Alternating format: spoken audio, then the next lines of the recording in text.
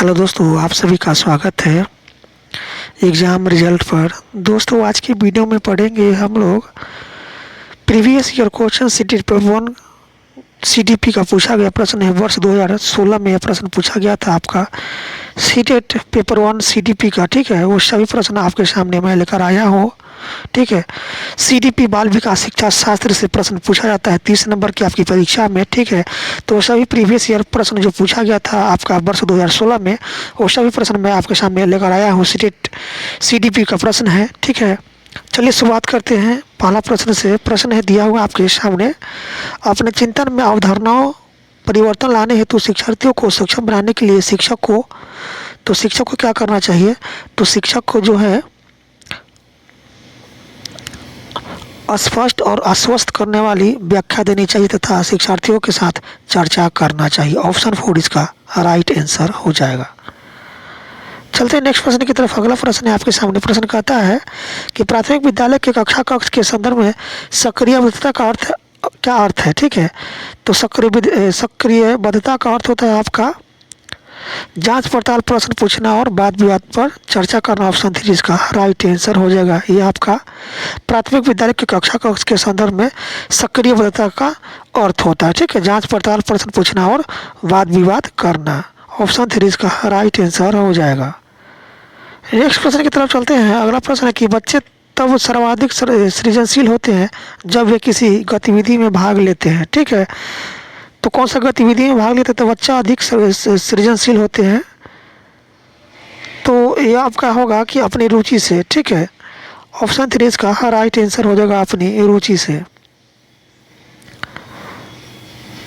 अगले प्रश्न की तरफ चलते हैं। अगला प्रश्न है, भारत में अधिकांश कक्षाएं बहुभाषी होती है। ठीक है, तो इसे शिक्षक द्वारा डैश के रूप में देखा जाना चाहिए। तो भारत में अधिकांश कक्षाएं बहुभाषी होती है, तो इसे शिक्षक द्वारा एक संसाधन के रूप में देखी जानी चाहिए। ऑप्शन 3 इसका राइट आंसर जाएगा, संसाधन। चलते हैं अगले प्रश्न की तरफ। अगला प्रश्न है कि शिक्षार्थियों द्वारा की गई गलती और त्रुटियां। तो शिक्षार्थियों द्वारा की गई गलती और त्रुटियां जो होती है, यह उनके चिंतन को समझने के अवसर के रूप में देखी जानी चाहिए। ऑप्शन 3 इसका राइट आंसर हो जाएगा। चलते हैं नेक्स्ट प्रश्न की तरफ। अगला प्रश्न है आपके सामने। प्रश्न पूछा हुआ कि डैश के विचार से बच्चे सक्रिय ज्ञान निर्माता तथा उन्हें नन्हे वैज्ञानिक कहा जाता है जो संसार के बारे में अपने सिद्धांतों की रचना करते हैं। तो यह कथन किसका था। डैश के विचार से बच्चे सक्रिय ज्ञान निर्माता तथा नन्हे वैज्ञानिक हैं जो संसार के बारे में अपने सिद्धांतों की रचना करते हैं। यह कथन किसका था। तो ये किसने कहा था। ये कहने वाला था आपका पियाजे जी। ठीक है, पियाजे कहते हैं कि बच्चे क्या होते हैं, नन्हे वैज्ञानिक होते हैं जो अपने ज्ञान को सक्रिय ज्ञान का निर्माण करते हैं। ठीक है, तो यह सिद्धांत किसका था, आपका पियाजे जी का था। ऑप्शन 4 इसका राइट आंसर होगा, पियाजे।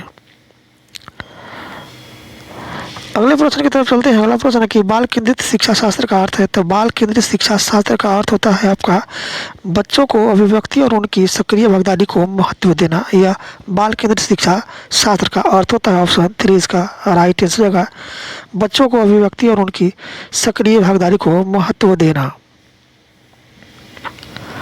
चलते हैं नेक्स्ट प्रश्न की तरफ। अगला प्रश्न है आपके सामने दिया हुआ प्रश्न कहता है, जटिल परिस्थिति को संसाधित करने में शिक्षक बच्चों की सहायता कर सकता है। तो यह होगा कार्य को छोटे हिस्सों में बांटने के बाद निर्देश लिखकर। ठीक है, ऑप्शन 4 इसका राइट आंसर हो जाएगा। अगले प्रश्न की तरफ चलते हैं। प्रश्न कहता है, दिया हुआ है प्रश्न है कि शिक्षार्थियों से यह अपेक्षा करना है कि वे ज्ञान को उसी रूप में पुनः प्रस्तुत कर देंगे जिस रूप से उन्होंने उसे ग्रहण किया है। ठीक है, तो इसका राइट आंसर हो जाएगा आपका समस्यात्मक है, क्योंकि व्यक्ति अनुभवों की व्याख्या करते हैं और ज्ञान को ज्यों का त्यों उत्पादित नहीं करते। ऑप्शन 3 इसका राइट आंसर हो जाएगा। चलते हैं नेक्स्ट प्रश्न की तरफ। अगला प्रश्न है कि जब शिक्षार्थियों को समूह में किसी समस्या पर चर्चा करने का अवसर दिया जाता है तब उनके सीखने का वक्र होता है। तो उनके सीखने का वक्र आपका बेहतर होता है। ऑप्शन 1 इसका राइट आंसर होगा, बेहतर होता है। नेक्स्ट प्रश्न की तरफ चलते हैं। अगला प्रश्न की विकास की गति एक व्यक्ति से दूसरे में भिन्न होती है, किंतु यह एक डैश नमूने का अनुगमन करती है, डैश नमूने का अनुगमन करती है, बताएंगे आंसर। इसका राइट आंसर होगा क्रमबद्ध और व्यवस्थित नमूने का क्या करता है, अनुगमन करती है। ठीक, कौन, विकास की गति। ऑप्शन एक इसका है, ऑप्शन 4 इसका राइट आंसर होगा क्रमबद्ध और व्यवस्थित। चलते हैं नेक्स्ट प्रश्न की तरफ। अगला प्रश्न है आपके सामने। प्रश्न कहता है कि विकास के लिए निम्नलिखित में से कौन सा एक उचित है। विकास के लिए निम्नलिखित में से कौन सा एक उचित है, तो सामाजिक सांस्कृतिक संदर्भ विकास में एक महत्वपूर्ण भूमिका का निर्वाह करता है। ऑप्शन 2 इसका राइट आंसर हो जाएगा। चलते हैं नेक्स्ट प्रश्न की तरफ। अगला प्रश्न दिया हुआ आपके सामने। प्रश्न कहता है कि व्यक्तियों में एक दूसरे से भिन्नता क्यों होता है, तो व्यक्तियों में एक दूसरे से भिन्नता होने का कारण क्या है, तो इसका राइट आंसर 3 वंशानुक्रम और वातावरण के बीच अनोन्य क्रिया के कारण। ऑप्शन 3 इसका राइट आंसर हो जाएगा। प्रश्न है कि बच्चे के समाजीकरण में परिवार भूमिका निभाता है, तो बच्चे के समाजीकरण में परिवार जो भूमिका निभाता है आपका मुख्य भूमिका होती है। ऑप्शन 3 इसका राइट आंसर होगा मुख्य। अगले प्रश्न की तरफ चलते हैं। अगला प्रश्न है कि निम्नलिखित में से कौन सा एक सही मिलान वाला जोड़ा है। ठीक है, तो मूर्त संक्रियात्मक बच्चा संधारण एवं वर्गीकरण करने योग्य होता है। ये आपका मिलान क्या है, सही है। ऑप्शन 1 इसका राइट आंसर हो जाएगा। चलते हैं नेक्स्ट प्रश्न की तरफ। अगला प्रश्न है कि एक बच्ची कहती है कि धूप में कपड़े जल्दी सूख जाते हैं, वह डैश की समझ को प्रदर्शित कर रही है, तो कार्य कारण की समझ को वह क्या कर रही है, प्रदर्शित कर रही है। ऑप्शन 3 इसका राइट आंसर होगा कार्य कारण। प्रश्न है कि पियाजे के अनुसार बच्चों का चिंतन वयस्कों से डैश में भिन्न होता है बजाय डैश के, तो का प्रकार और मात्रा। ऑप्शन 3 इसका राइट आंसर होगा प्रकार मात्रा। नेक्स्ट प्रश्न की तरफ चलते हैं। अगला प्रश्न निम्नलिखित में से कौन सा एक आधारभूत सहायता का उदाहरण है, तो आधारभूत सहायता का उदाहरण है आपका अनुबोधन और संकेत देना तथा नाजुक स्थितियों पर प्रश्न पूछना। ये आपका आधारभूत सहायता का उदाहरण है। ऑप्शन 1 इसका राइट आंसर हो जाएगा अनुबोधन और संकेत देना तथा नाजुक स्थितियों पर प्रश्न पूछना। चलते हैं नेक्स्ट प्रश्न की तरफ। अगला प्रश्न है आपके सामने। प्रश्न दिया हुआ कहता है कि वाइगोत्स्की के अनुसार बच्चे सीखते हैं, तो वाइगोत्स्की के अनुसार बच्चे सीखते हैं तो वयस्कों और समवयस्कों के साथ परस्पर क्रिया से। ऑप्शन 4 इसका राइट आंसर हो जाएगा। अगला प्रश्न है। प्रश्न कहता है कि कोहलबर्ग ने प्रस्तुत किए हैं, तो कोहलबर्ग ने क्या प्रस्तुत किए हैं, तो प्रस्तुत किए हैं नैतिक विकास के चरण। ठीक है, नैतिक विकास के चरण कौन प्रस्तुत किए हैं, तो कोहलबर्ग जी ने। ऑप्शन 4 इसका राइट आंसर होगा नैतिक विकास के चरण। अगला प्रश्न है दिया हुआ प्रश्न कहता है कि निम्नलिखित में से कौन सी स्थिति बाल केंद्रित कक्षा कक्ष को प्रदर्शित कर रही है, तो इसका राइट ऑप्शन हो जाएगा आपका राइट ऑप्शन होगा ऑप्शन 3 एक कक्षा जिसमें शिक्षार्थी समूह में बैठे हैं और शिक्षिका बारी बारी से प्रत्येक समूह में जा रही है। ठीक है, ऑप्शन 3 इसका यही राइट आंसर हो जाएगा। बाल केंद्रित कक्षा कक्ष को यह क्या कर रहा है, आपका प्रदर्शित कर रहा है। क्या, एक कक्षा जिसमें शिक्षार्थी समूह में बैठे और शिक्षिका बारी बारी से प्रत्येक समूह में जाती है, यह बाल केंद्रित शिक्षा को क्या कर रही है, प्रदर्शित कर रही है। ऑप्शन 3 इसका राइट आंसर हो जाएगा। प्रश्न की बुद्धि है, बुद्धि क्या है, तो बुद्धि आपका सामर्थ्यों का एक समुच्चय होता है। ऑप्शन 1 इसका राइट आंसर होगा सामर्थ्यों का समुच्चय।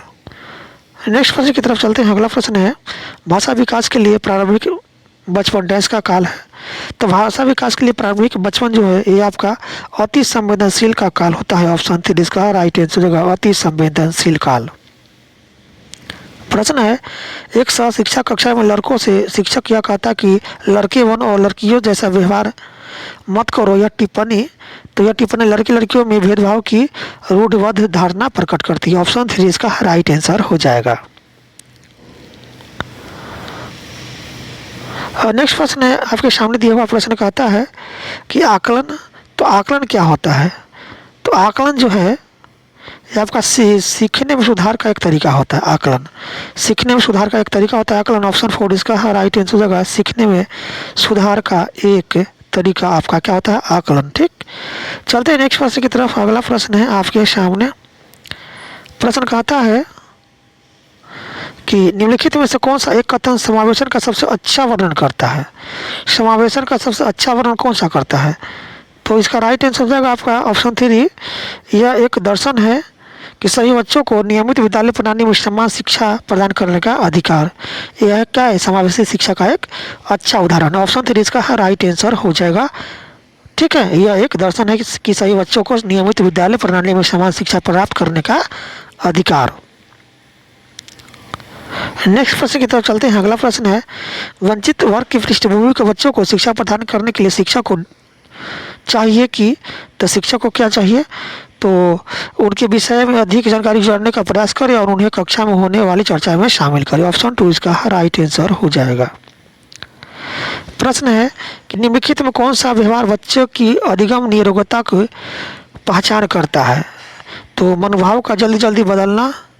ठीक है, यह आपका बच्चों की अधिगम निरोगता की पहचान करता है, मनोभाव का जल्दी जल्दी बदलना। ऑप्शन 1 इसका राइट आंसर हो जाएगा। अगले प्रश्न की तरफ चलते हैं। अगला प्रश्न है, एक बच्चा जो आंशिक रूप से देख सकता है, तो यह होगा आपका विशेष प्रावधान करते हुए उसे नियमित विद्यालय में रखना चाहिए। एक बच्चा जो आंशिक रूप से देख सकता है, तो विशेष प्रावधान करते हुए उसे नियमित विद्यालय में रखना चाहिए। ऑप्शन 4 इसका राइट आंसर हो जाएगा। अगला प्रश्न सीखना है, तो सीखना क्या है, तो सीखना जो है ना सीखने वाले के संवेगों से प्रभावित होता है। ऑप्शन 4 इसका राइट आंसर हो जाएगा। तो दोस्तों इस तरह से अब आपके वर्ष 2016 में जो सीटेट सीडीपी का प्रश्न पूछा गया था, ठीक है, प्रीवियस ईयर क्वेश्चन था, वो सही प्रश्न आप समाप्त हुआ इस वीडियो में। वीडियो अच्छी लगे तो वीडियो को अधिक से अधिक अपने दोस्तों में शेयर कीजिएगा, चैनल को जरूर सब्सक्राइब कर लीजिएगा। ठीक है, फिर मिलते हैं अगले वीडियो के साथ।